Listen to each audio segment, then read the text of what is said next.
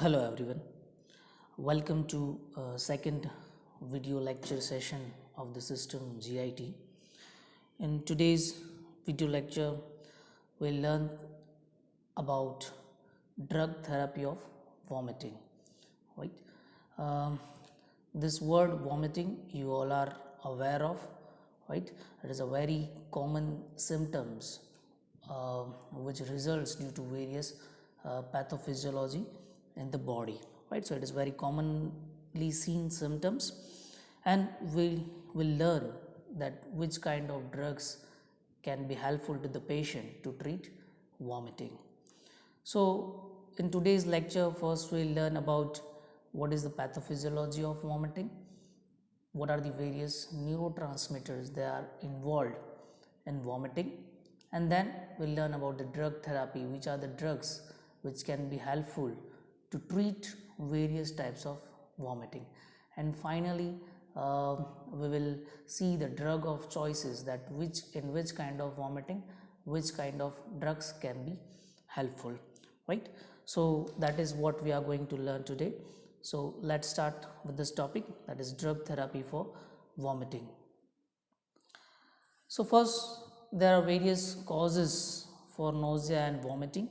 Uh, they are the most common causes which are shown here, like headaches, viral infections, heart attack, severe pain, motion sickness, poisoning, food poisoning, right? So these are the most common causes. There are lots of causes apart from this also, but these are the most common causes which can result in the vomiting. So we are not going in the detail of the cause in the etiology, but for us what is important is how this vomiting occurs so that we can treat it, right? But these are the common causes that can result in vomiting. Okay, before going into the actual pathophysiology, you must be aware of this thing that is known as emetic reflex. You must have learned this in physiology, right? So the whatever may be the etiology, whatever may be the cause, the phenomena behind this process of vomiting, the emetic reflex will be the same, right? There may be some afferent reflex which may be either going through this vagal afferent or through blood or through any part. There must be some afferent reflex which stimulates either CTZ, that is chemoreceptor trigger zone, or vomiting center. Vomiting center can be stimulated directly or via CTZ.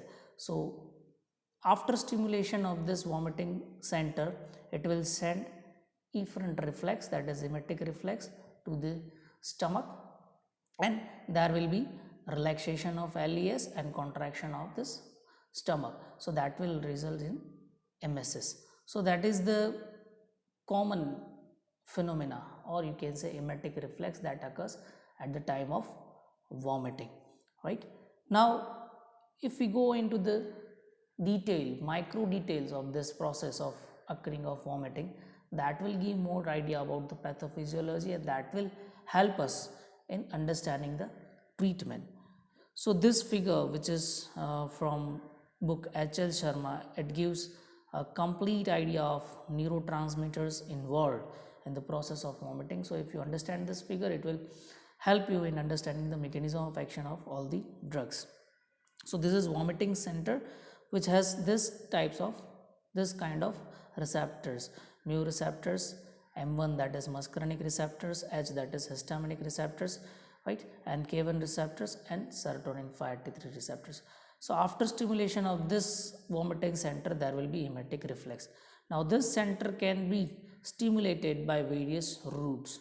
So first is by vestibular apparatus or inner ear.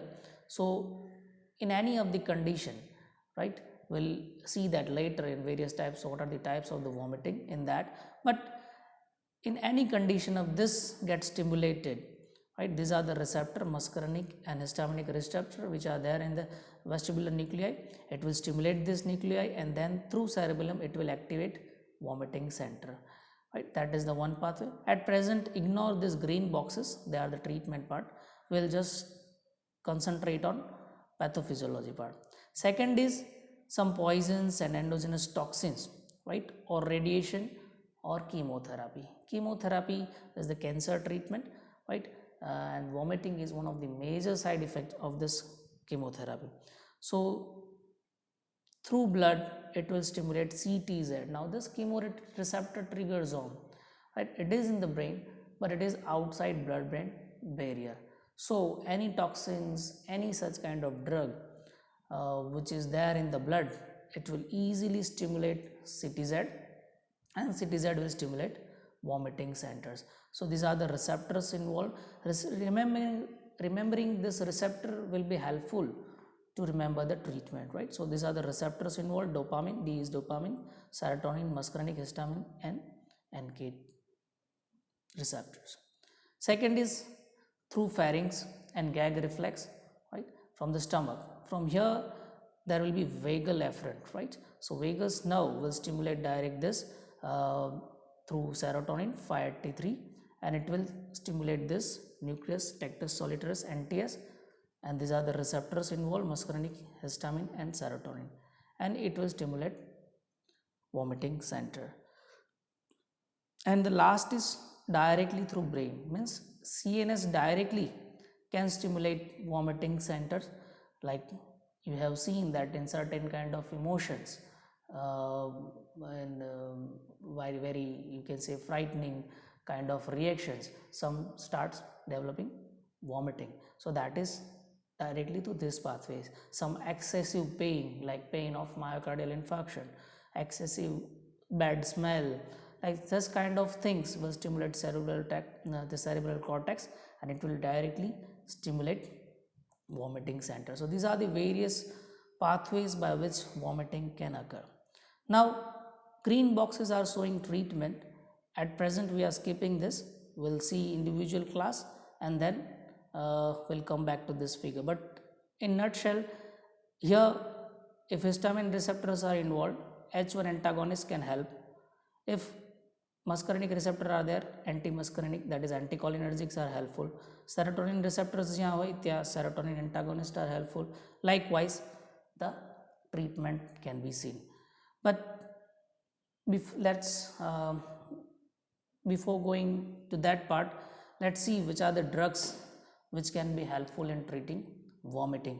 So by seeing these receptors you can easily guess, right? Muscarinic receptors are involved, so anticholinergics are helpful, right? Histamine receptors are involved, so antihistaminics are helpful, right? Likewise dopamine receptors are involved, so neuroleptics are helpful. Prokinetic drugs are the special type of drugs that we will see. Then we have serotonin antagonists, NK1 receptor antagonists, and some adjuvant drugs. Now amongst this, anticholinergics and antihistaminics that you have already learned, right? Anticholinergics in ANS and antihistaminics in orthocoids. Neuroleptics are basically antipsychotics that you will learn in detail in CNS, but I will give you some idea about that. The main three classes of drugs which are specifically for this group of drugs, antiemetic drugs, they are prokinetic drugs, serotonin antagonist, 5-HT3 antagonist, and NK1 receptor antagonist that will learn in detail, right? So first let's start with this prokinetic drugs. Now basically prokinetic means that which promotes kinetics, right? So what basically this group of drugs do, if you see this figure, right, the emetic reflex is limited to here, this part. Now if you are giving some drugs to the patients which are making gastric emptying faster, right, or you can say they are increasing peristalsis in the intestine so that the contents of the GIT are moving more faster in the GIT through peristalsis, then this kind of drugs are helpful in preventing vomiting because they are stimulating gastric peristalsis, and that's how they make increase, means they make gastric emptying fast, right? So that is the in general mechanism. Neurotransmitter wise mechanism we'll see. So these are the drugs which are prokinetics: metoclopramide, domperidone, cisapride, mozapride, etopride, levosulpride and cinetapride. આમાંથી most commonly use થતી કોઈ બે drugs હોય તો they are metoclopramide and domperidone, very widely used. Means in general the common types ની vomiting છે એની અંદર this two kind of drugs are very commonly used, metoclopramide and domperidone, very widely used, right? So first let's see the mechanism of action of this prokinetic drugs. Now this figure is from your book KDT itself, very nicely explained.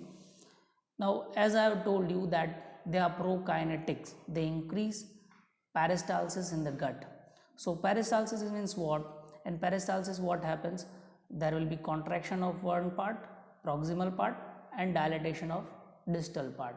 Likewise, so food, the content will be get moved from to the distal direction. So that is what the peristalsis does. Now what our group of drug do is they will increase the contraction and relaxation process, they will increase the peristalsis. So neurotransmitter means via neurotransmitter, how it happens, that is shown in this figure, right? This is the lumen, and as the food content, we'll first see the normally what happens, then we'll see the role of drugs. So enterochromaffin cells are there, EC cells are there in the lumen, through which this neurons get activated. Now there are two, extrinsic and intrinsic, right? And extrinsic and intrinsic pathway are there, and they are afferent neurons, this primary afferent neurons. So there are two, extrinsic and intrinsic primary afferent neuron. Now once this EC cells, they will release serotonin. When the stimuli in the lumen comes, they will release serotonin, and this serotonin via this receptors, if 5-HT3 receptors are there, through this receptor it will activate this extrinsic pan, and through this 5-HT1PR and here again 5-HT3R, it will release they activate intrinsic pan. Now extrinsic pan is nothing but it will directly it will directly stimulate the CNS, right? It will directly stimulate CNS, and through the stimulation of CNS it will cause stimulation of vomiting center and produce vomiting. And so that is extrinsic. What we are bothering for intestinal peristalsis is intrinsic. And intrinsic, you can see there are two, stimulatory as well as inhibitory interneurons. So this is stimulatory, that is excitatory, and here it is inhibitory, right? So what happens, that excitatory ENS through this receptor, it will release acetylcholine, and through this interneuron, this myenteric motor neuron, it will cause contraction, while inhibitory will release NANC and it will cause inhibition of the contraction. So these are the two things. So if we stimulate this neuron, it will cause contraction, and if we stimulate this neuron, it will cause inhibition. And here is the one thing that is involved, that is dopamine, and dopamine is inhibiting contraction, right? Here by to interneuron it inhibits contraction, or by inhibiting this ACH it will inhibit contraction. So this is the general phenomena that takes place in the enteric nervous system, that is ENS. Now this prokinetic drugs, anyhow they will increase activity of this excitatory ENS parts and inhibit this inhibitory ENS. So by that it will increase contraction, and by increasing contraction the food, they will cause increased peristalsis, right? And it will increase gastric emptying. Now depending upon this receptor involved, we can easily guess, right, by inhibiting which kind of receptors you can get your activity. For example, if we inhibit 5-HT3 receptors, obviously it will inhibit vomiting, right? Here we want to stimulate, so we have to agonize 5-HT4. Dopamine is inhibiting, so you have to inhibit dopamine. So in nutshell, inhibit 5-HT3, agonize 5-HT4, and inhibit dopamine receptors, right? So these are the three key points by which you can give prokinetic activity. You can stimulate gastric peristalsis, right? So and that is what prokinetic groups of drugs are doing, right? But each drug has its own, બધા ડ્રગ્સનું same mechanism નથી, right. બધા drugs પાસે કંઈક અલગ અલગ property છે. So will see that metoclopramide, it has all the three actions, right? It is D2 antagonist, 5-HT3 antagonist, and 5-HT4 agonism. So it is agonizing this and antagonizing this activity and antagonizing dopamine activity. So ultimately it is increasing contraction. So that is the metoclopramide, very widely used. Important thing to remember about metoclopramide is that it is D2 antagonist, right? In the Parkinsonism you will learn that D2 receptors, dopamine receptors are there. So metoclopramide can cross blood-brain barrier. So once it crosses blood-brain barrier, it will also antagonize D2 receptor in the central nervous system, and that's how they inhibit dopamine.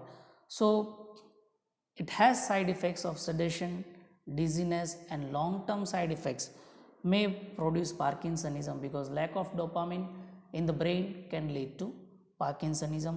There are some extrapyramidal side effects like galactorrhea, gynecomastia. This kind of side effects can be seen in case of metoclopramide because it is causing D2 antagonism. Otherwise, these are the common 5-HT3 and 5-HT4 agonism, right? And it is used as antiemetic and to increase in GERD also, because in GERD also there is you can say the content, the gastric content is coming in the esophagus. To prevent that also we can use metoclopramide. Domperidone. Domperidone is having only D2 antagonist activity, does not having serotonin activity. So it is helping by only one mechanism, that is by blocking this dopamine receptors over here. How it differs from metoclopramide, that centrally it is not inhibiting dopamine receptors, right? So it doesn't have any extrapyramidal side effects. So that is one of benefit of domperidone over metoclopramide, right? Mozapride. Mozapride is having 5-HT4 agonist and 5-HT3 antagonist activity. It is not having any dopaminergic activity, so obviously it will not have any extrapyramidal side effects or another dopamine related side effects. One important side effects is QT prolongation, right?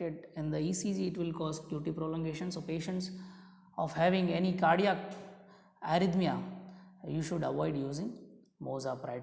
Other are etopride, rivocelpride, cinetapride. They are very less commonly used, but they are having this same kind of activity, 5-HT4 agonist and 5-HT3 antagonism, right? So that is all about prokinetic drugs. These all are prokinetic, is very important in treating this vomiting, various kinds of vomiting.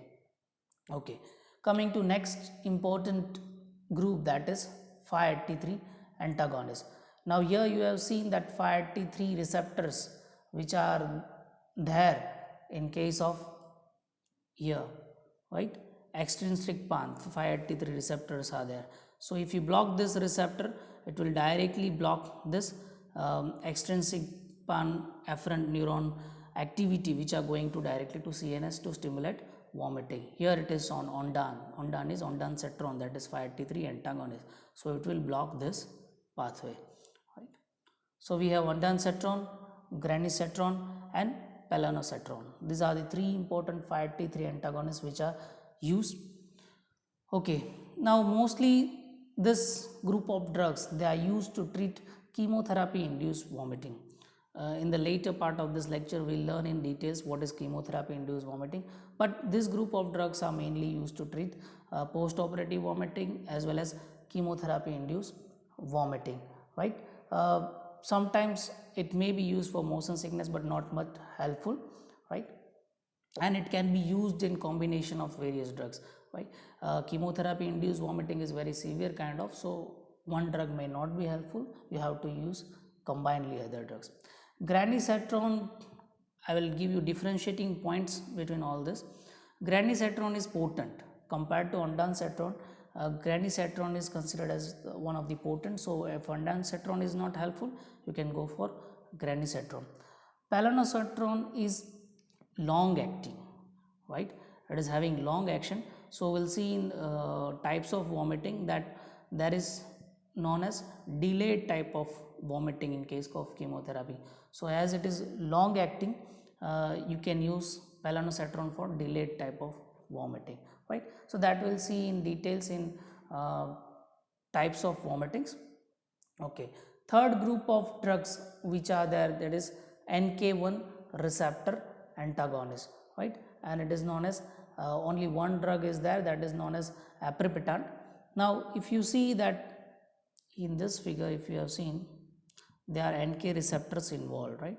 Here you can see CTZ also having NK1 receptors, and here vomiting center is having NK1 receptors. So these are mainly involved in chemotherapy induced, right? So in chemotherapy these receptors are involved, and by stimulating CTZ it causes vomiting. So this NK1 receptor antagonist, they are mostly aprepitant, which is mostly used in case of chemotherapy induced vomiting, in combination with 5-HT3 antagonist, or in combination with the steroid we can use it, right? Adjuvants, we have steroids, especially dexamethasone is used to treat vomiting, and usually in the delayed type of vomiting any other along with the 5-HT3 antagonist or along with the NK1 receptors we can use dexamethasone, right? Corticosteroids we will learn in detail in endocrinology system, so that's why I am not going into the details of that drugs, right? Okay, so that is, we have seen all the kinds, right? Anticholinergics and H1 antihistaminics, that we'll see that in which kind of vomiting we are going to use it, but that details we have learned. Neuroleptics, mostly chlorpromazine, triflupromazine and prochlorperazine are used. They are basically D2 blockers. They are antipsychotic drugs, but their mechanism is they block D2 receptors. So we have seen in prokinetic that by blocking D2 receptors you can increase the contraction, and that's how they are useful. But as they are antipsychotics, they have their typical side effects like sedation and all that, so that should be used cautiously, right? Prokinetics and 5-HT3 antagonists you can use freely. So these are the drugs which are useful to treat vomiting. Now if you'll see here, okay, before going to that we'll see types of vomiting. Okay, so after completing all the drugs which are involved in treating vomiting, the next step is that in which kind of vomiting you should use which kind of drug. This is very important, because if you will use for example, if you will use metoclopramide or ondansetron in motion sickness, you will not get that much result, right? So that is important of choosing the drug in case of vomiting. So let's see which kind of vomiting are there. The first is motion sickness, right? Many of you must have experienced, or you must have heard about this, that some persons while traveling in the car or while in the sea, right, they experience vomiting, right? Nausea and vomiting and vertigo, dizziness, like that. So that is known as motion sickness.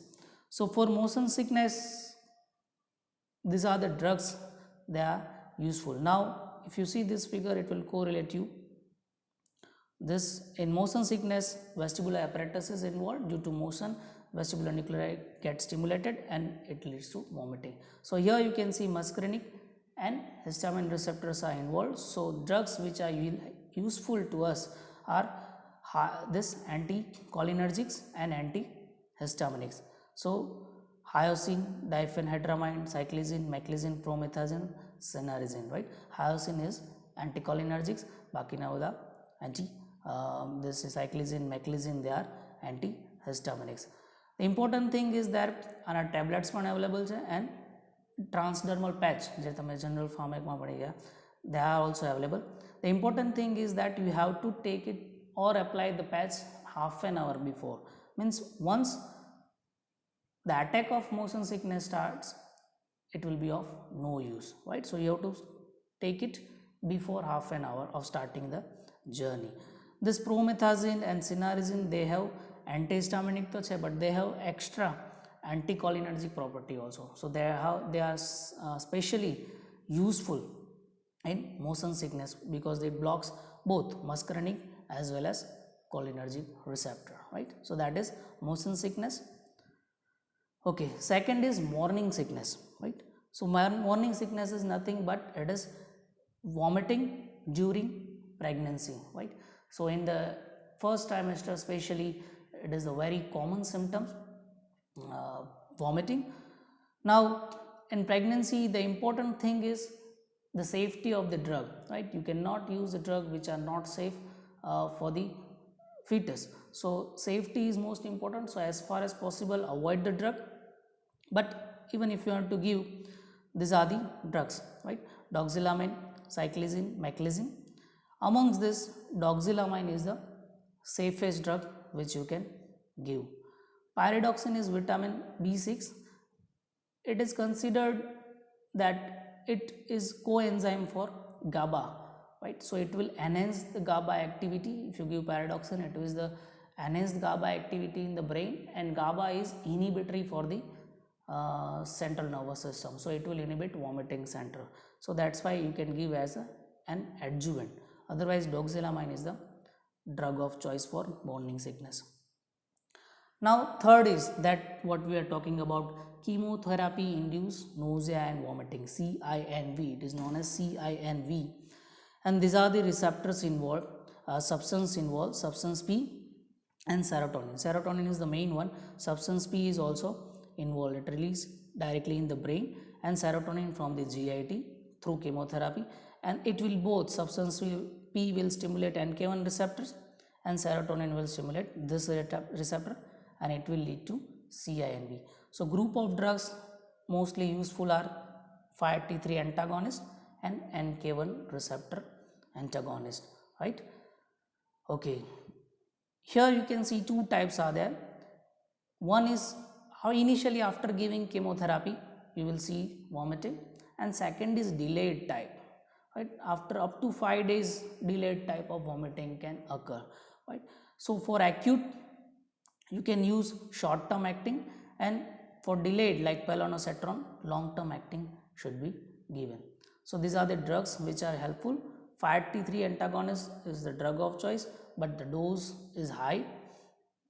Adjuvant steroids you can add, NK1 antagonist, aprepitant we have seen, that is helpful, and you can also add prokinetics if required, but depend upon the condition, right? If acute is there, you can use ondansetron.